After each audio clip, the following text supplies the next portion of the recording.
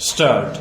There cannot be any dispute that in the absence of any arbitration clause in the agreement, no dispute could be referred for arbitration to an arbitral tribunal. Stop. But bearing in mind the very object with which the Arbitration and Conciliation Act 1996 has been enacted and the provisions thereof contained in section 16 conferring the power on the arbitral tribunal to rule on its own jurisdiction, including ruling on any objection with respect to existence or validity of the arbitration agreement, we have no doubt in our mind that the civil court cannot have jurisdiction to go into that question. Stop.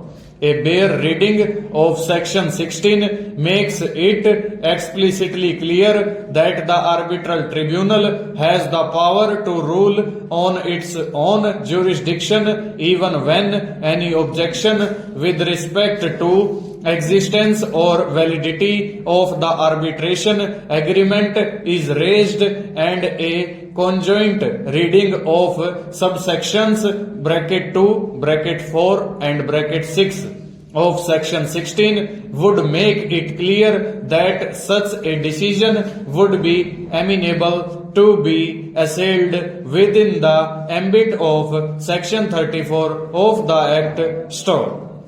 In this view of the matter, we see no infirmity in the impugned order so as to be interfered with by this court. Stop. The petitioner, who is a party to the arbitral proceedings, may raise the question of jurisdiction of the arbitrator as well as the objection on the ground of non-existence of any arbitration agreement in the so-called dispute in question, and on such an objection being raised, the arbitrator would do well in disposing of the same as a preliminary issue so that it may not be necessary to go into the entire gamut of arbitration proceedings.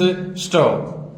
Aforesaid is the position when arbitral tribunal is constituted at the instance of one of the parties and other party takes up the position that such proceedings are not valid in law. Stop. What would be the position in case a suit is filed by the plaintiff and in the said suit the defendant files an application under section 8 of the Act questioning the maintainability of the suit on the ground that parties had agreed to settle the disputes through the means of arbitration having regard to the existence of an arbitration agreement between them? Question mark. Obviously, in such a case, the court is to pronounce upon arbitrability or non-arbitrability of the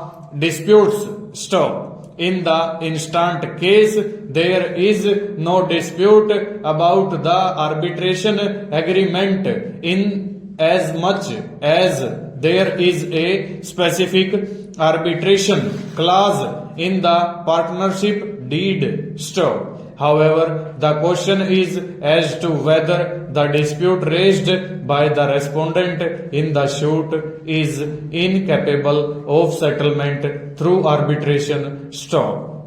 As pointed out above, the Act does not make any provision excluding any category of disputes, treating them as non-arbitrable. Full stop.